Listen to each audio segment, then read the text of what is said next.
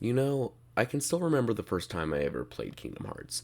I was probably 10 or 11 and my uncle was watching me. However, he also had a hot date that he didn't want me to interrupt. So I sat in the other room playing the first Kingdom Hearts game on the PlayStation 2. I live in a landlocked state, so the island setting instantly drew me in. There was a part of me that never really wanted to continue the story and just relax on Destiny Islands until the end of time.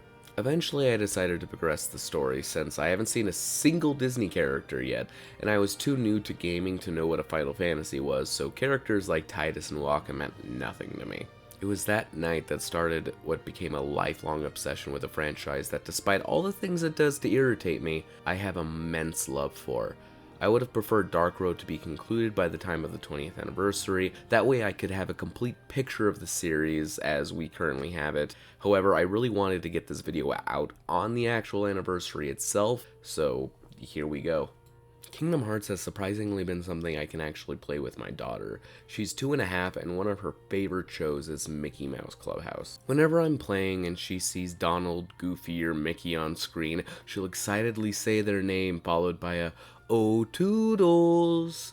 Seeing her engrossed with the Disney World just makes my heart warm. I know that she doesn't understand anything that's going on within the game itself, and in a year time she probably wouldn't even remember ever even watching me play it, but it's a way to bond with her in a way that only I feel I really can, if that makes sense. And look at her. Look at the way she holds the little keyblade.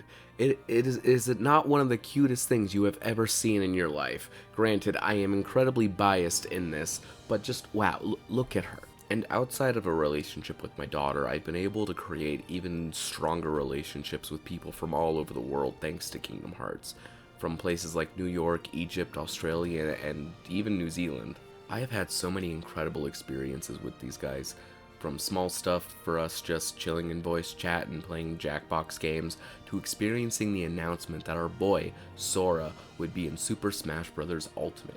There's just this different feeling you get when you're in a group of people, even just in a voice call, excited and cheering on for something that you've all been wanting for such a long time, compared to just me sitting in my office watching a live stream. You know what I mean? Specifically, I want to give a shout out to Luna, Inari, Alt, Colorful, Mystic, Just Omar, and JD.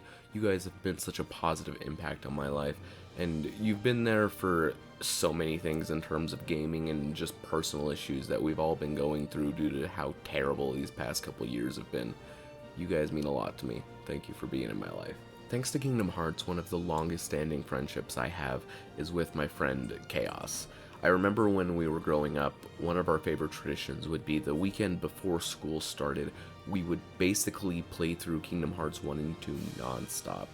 We would talk about the possibilities of what would be in the rumored Kingdom Hearts 3, which was always reportedly going to be coming out next year. It was always just a good time, and it was always in the mentality that we were doing this to usher in a new year full of fun and good times. We both graduated some years ago and we both have kids, so getting together and doing nothing but playing Kingdom Hearts is a pretty difficult thing to accomplish. Kingdom Hearts 3 did eventually release in 2019, and the lead up hype was such a magical time within the Kingdom Hearts community. Whether or not you believe the game lived up to the hype is really irrelevant. Just the season leading up to release felt like a fever dream. Seeing the new trailers, how much the game changed graphically, watching those new Keyblade transformations, attraction flow rides, the Dark Aqua reveal, seeing Riku's new Keyblade, and everything that happened in the Keyblade graveyard, even though that was really spoilery and probably too much, Square. Then there was that period in December where copies were given out early, and you had like 3 or so weeks where you either had to stay off the internet or pray to the gods of light, darkness, and nothingness that you didn't see any spoilers for a game that you've been waiting for years. My personal opinion about Riku couldn't really fit into the character arc video as I currently have it, but I figured this would be as good of a place as any to explain how Riku affects me on more of a personal level, since the video has a much more narrative focus. Honestly, I see myself as a pretty awful person. I've had multiple people in my life tell me I should be less critical of myself, because even though I've made mistakes and despite what I think of myself, they see me as a pretty kind and uplifting person. I just don't deal well with failure. It makes me feel anxious and worthless. And the way I view darkness in the Kingdom Hearts franchise is this amalgamation of negative emotions and feelings: hatred, despair, doubt, greed, sorrow, and fear. That is what darkness represents in my mind, and for a large portion of my life, I feel as though I've been in the darkness. My heart has been lost. When I saw someone who had betrayed his friends with misguided intentions, ultimately losing himself to an embodiment of darkness, but still did everything he could for his friends, that did something to me. He helped close the door to Kingdom Hearts, learned to control the darkness from within himself, essentially turned into a villain to bring back Sora during the events of Days, and then finally brought down Xemnas with the help of Sora at the end of Kingdom Hearts 2. It gave me a strange sense of hope. Like, no matter how far into the darkness you go, there is always a way back to the light. It affects me in the same way that Aqua vows to be a wayfinder for those lost in the darkness, except Riku didn't have a wayfinder. He looked into the darkness by himself, was tempted and lured in, and had to get out primarily by himself, with a little help from Mickey Mouse.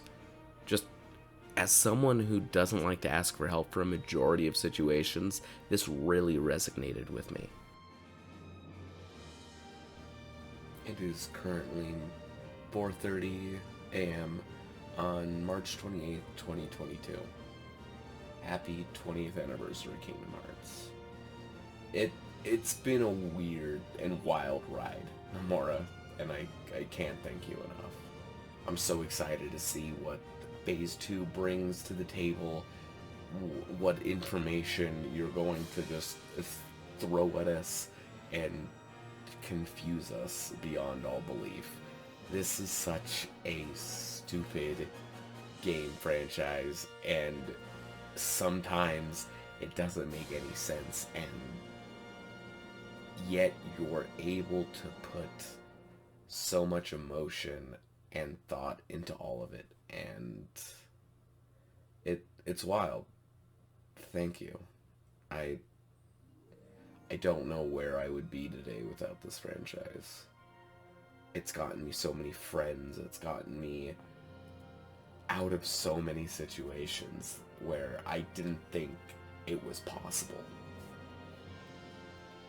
I just have to say thank you. And not just to Nomura, but to everyone that's worked on these games and built up this community. Even if you're someone like me with no subscribers and you stream to yourself, or you even just enjoy these games by yourself and you think, what is going on?